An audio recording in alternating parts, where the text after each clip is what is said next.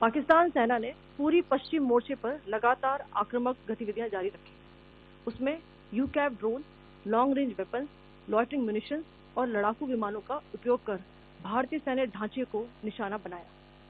नियंत्रण रेखा पर भी ड्रोन घुसपैठ और भारी कैलिबर हथियारों से गोलाबारी की। अंतर्राष्ट्रीय सीमा और एलओसी पर श्रीनगर से नलिया तक 26 से अधिक स्थानों पर हवाई घुसपैठ के प्रयास किए गए। भारतीय सशस्त्र बलों ने अधिकांश खतरों को सफलतापूर्वक निष्क्रिय किया। फिर भी वायु सेना स्टेशनों पर उधमपुर, पठानकोट, आदमपुर और भुज बठिंडा स्टेशन, इन सब पर उपकरण व पर्सनल को हानि पहुंचाई। मैं ये भी बताना चाहती हूँ कि पाकिस्तान ने हाई स्पीड मिसाइल सुबह 1:40 पर इस्तेमाल करके पंजाब के एयरबेस स्टेशन को दागने की कोशिश की। एक निंदनीय और अनप्रोफेशनल एक्ट के तहत पाकिस्तान ने श्रीनगर, अवंतीपुर और उधमपुर के वायु सेना अड्डों पर चिकित्सा केंद्र और स्कूल परिसर को निशाना भी बनाया, जिससे उसके द्वारा सिविल इंफ्रास्ट्रक्चर पर हमला करने की गैर जिम्मेदाराना प्रवृत्ति फिर उजागर हुई। पाकिस्तान द्वारा सैन्य ठिकानों को जानबूझकर निशाना बनाने के पश्चात भारतीय सशस्त्र बलों ने त्वरित व सुनियोजित जवाबी हमले किए। Technical installation, command and control centres, radar sites और हथियार भंडार को चुनकर निशाना बनाया गया।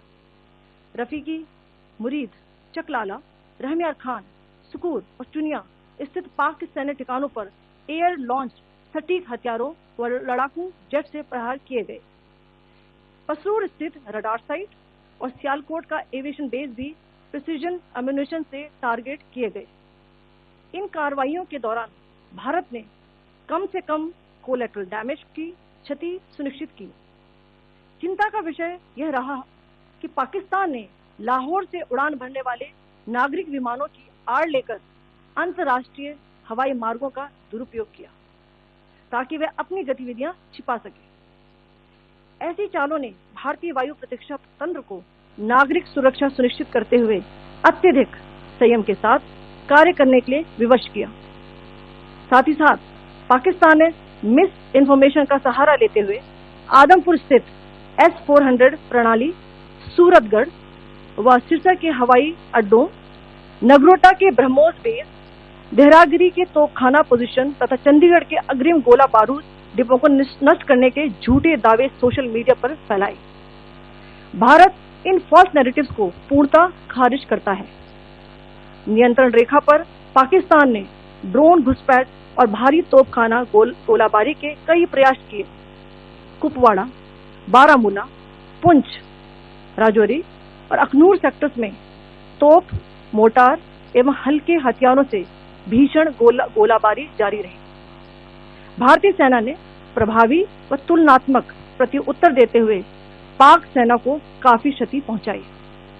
पाकिस्तान सेना के अग्रिम क्षेत्रों में सैनिकों की डिप्लॉयमेंट बढ़ती दिख रही है, जो स्थिति को और भड़काने की मंशा दर्शाती है।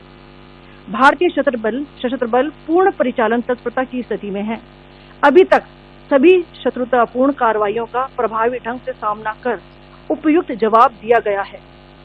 भारतीय सशस्त्र बल दोहराते हैं कि वे तनाव वृद्धि नहीं चाहते, बशर्ते पाकिस्तान भी ऐसा ही व्यवहार करे। आखिर में आपको कुछ वीडियो दिखाना चाहती हूँ जहां पर इंडियन आर्मी के वेपन्स एलओसी पर पाक के एसेट्स को ध्वस्त करते नजर आ रहे हैं।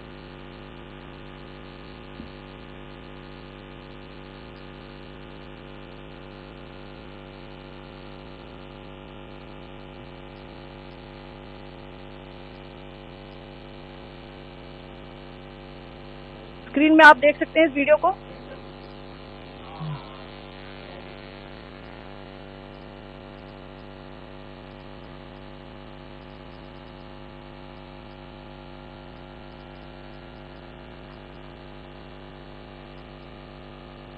धन्यवाद। जय Hind.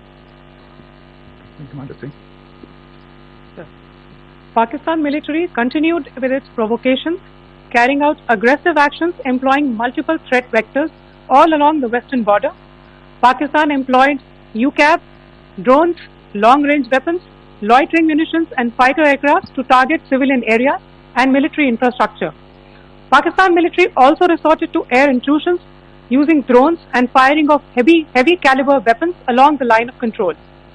Along the international border and the line of control, air intrusion and several harassment attacks were also attempted from Srinagar till Nalia at more than 26 locations. Indian Armed Forces successfully neutralized these threats and majority of the vectors. However, limited damage was sustained to equipment and personnel at Indian Air Force stations at Udhampur, Pathankot, Adampur and Bhuj. There were also several high-speed missile attacks noticed subsequently after 0140 hours in the night at several air bases in Punjab. In a deplorable cowardly act, targeting of civilian infrastructure also had taken place, where Pakistan attacked the Medicare Center and school premises at the air bases of Srinagar, Avantipur and Udhampur, yet again displaying irresponsible targeting of our civilian infrastructure. In a swift and calibrated response, Indian Armed Forces carried out precision attacks only on identified military targets. These included technical infrastructure, command and control centers, radar sites and weapon storage areas. Pakistan military targets at Rafiqi, Murid, Chaklala, Rahim Yar Khan, Sukur and Chunya were engaged using air-launched precision weapons from our fighter aircraft. Radar sites at Pasroor and Sialkot Aviation Base were also targeted using precision munitions. While carrying out these responses, India ensured minimum collateral damage. Pakistan has also attempted to execute a continued malicious misinformation campaign with claims of destruction